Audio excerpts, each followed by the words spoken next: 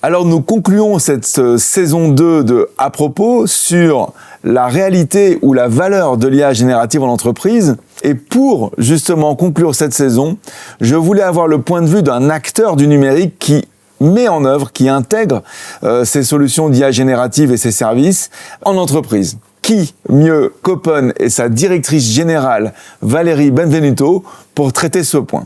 Alors Valérie, merci d'être avec nous aujourd'hui. Frédéric, je suis absolument ravie d'être avec toi aujourd'hui également. C'est un peu le prolongement de nos discussions quotidiennes sur ce sujet de l'IA générative. Alors ma première question, c'est comment se positionne une ESN dans sa proposition de valeur, ou en tout cas pour aborder ce sujet de l'IA gène chez ses clients? Dans ce cadre-là, nous avons une approche extrêmement pragmatique. Le premier sujet pour nous, c'était d'échanger avec nos clients. Ces échanges, ils ont soit lieu dans le cadre de comités d'innovation ou lors de nos échanges récurrents et réguliers avec ces clients pour partager un petit peu leur maturité, leurs attentes, leur vision, et puis notre maturité et notre vision de ce sujet-là. Donc, en travaillant sur un des processus cœur de métier d'une ESN, qui est sa chaîne de production logicielle, tu indiques que cette vague technologique oblige à une transformation profonde de l'entreprise également. Absolument. C'est pour ça que nous avons eu cette démarche finalement sur cette chaîne de production, à chacune des étapes du cycle de vie de développement du logiciel, de mettre en œuvre des agents qui vont effectivement permettre d'accélérer, de créer plus de valeur et donc d'accéder à cette productivité et cette qualité complémentaire que nous proposons et pour nous-mêmes dans le cadre du développement et à nos clients dans le cadre de notre proposition de valeur. Mais également, ce que nous avons produit en interne, c'est que nous avons adressé nos propres cas d'usage. Donc nous avons analysé finalement les cas d'usage qui étaient plutôt propices à une mise en œuvre de l'IA et nous avons exploré sur différents cas d'usage. Ça va être dans nos propositions commerciales auprès de nos clients, ça va être dans notre façon d'associer les demandes de nos clients et le staffing de nos compétences internes, mais également dans toute la sphère collaborative, finalement d'explorer les usages de l'IA et d'en produire une création de valeur forte sur l'interne et sur nos propres processus.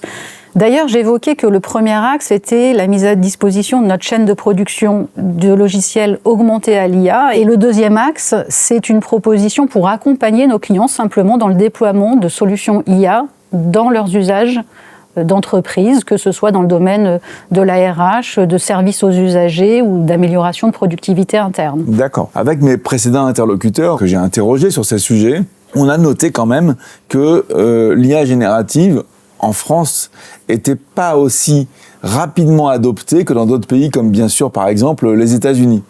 Est-ce que c'est quelque chose que toi tu constates ou tu vois des freins à tout ça? Est-ce que tu penses que nous acteurs on est un petit peu trop timorés ou nos clients sont également peut-être prudents par rapport à ça? Sans doute qu'on constate, et c'est un petit peu la caractéristique ou la différence entre l'approche qu'on peut voir aux États-Unis et une approche plutôt française. On a une approche plutôt qui part par les dimensions de gouvernance ou de sécurité ou d'éthique et qui effectivement élabore un peu une approche structurée dans ce cadre-là au lieu de se lancer complètement dans les cas d'usage pour ensuite réguler. Donc effectivement, il y a peut-être une démarche plus structurée et un peu moins, on va dire, en prise de risque sur cette démarche-là.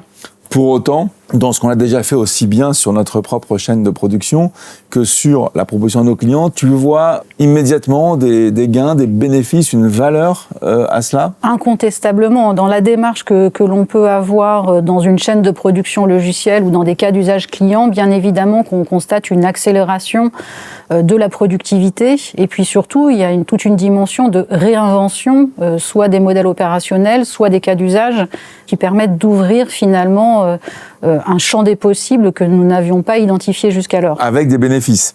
Absolument.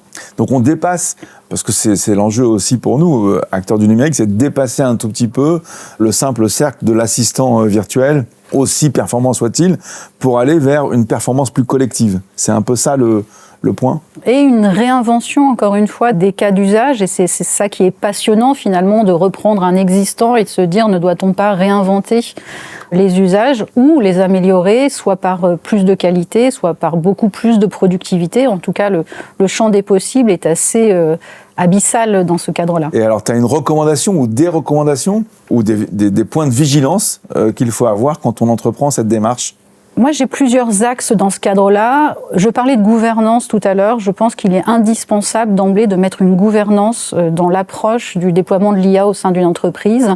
Ça, c'est un premier élément. Et dans le cadre de ce gouvernance, d'identifier la criticité de l'activité de l'entreprise et d'identifier en fonction de cette criticité les besoins de formation, ou les besoins de mise en œuvre de dispositifs relatifs à la sécurité, ça c'est un premier sujet, et puis de déployer cette démarche de manière structurée. Et parallèlement, ce qui est de mon point de vue très important, c'est de vraiment apprécier le fait que le patrimoine documentaire et le patrimoine data d'une entreprise soient accessibles.